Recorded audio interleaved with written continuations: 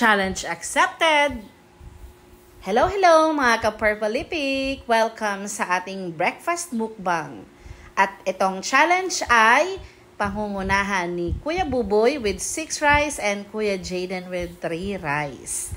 Yan, ang challenge ko sa kanila ay dapat maubos nila yan. Yung nasa plato lahat, pansit canton, hotdog, itlog, tsaka may singkamas, tsaka mansanas. Kasama syempre yung rice nila.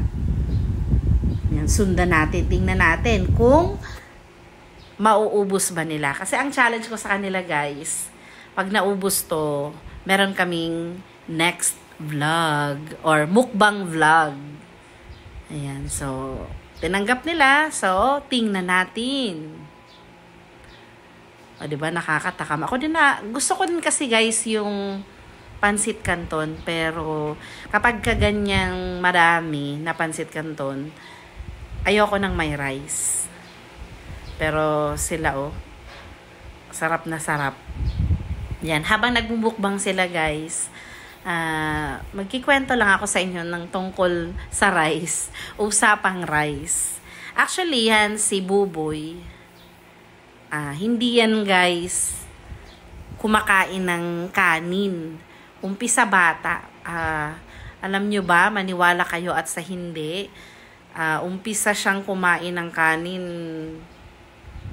nakalimutan ko na tuloy. Kung hindi ako nagkakamali, grade 7 o nung grade 8 siya. Kasi dumating siya dito sa amin, grade 9. So, tama, grade 8 siguro siya nag-start. So, alam nyo ba na hindi talaga siya kumakain ng kanin. What? Yung ilang taon niya na yun, ang lagi niya lang pagkain, mga ka-purple, ay kamote, mga biskwit, mga galyetas. Alam niyo yung mga sa tindahan, yung mga tinatinapay doon, yun ang binibili ni mama. Pagkakain na kami, aalis na yan, lalo pag nakikita na ang kanin. Para bang takot na takot siya sa kanin. Pero tingnan nyo naman ngayon, guys, kung gaano siya katakot yung kanin, ay yung kanin ang natakot sa kanya. Kasi malakas siya sa kanin. Ayan, o, diba? Paubos na. O, relax, chill. O, basic lang yan kay Buboy, guys. Wow! Ang pinakamaraming rice niyan sa Mang Inasal ay, kung hindi ako nagkakamali, natatandaan ko, naka-12. What? Naka-12 siyang kanin sa Mang Inasal. Kaya inasaan ko na to guys, na kaya-kaya nilang ubusin yan. Hanggang sa susunod mga ka-purple.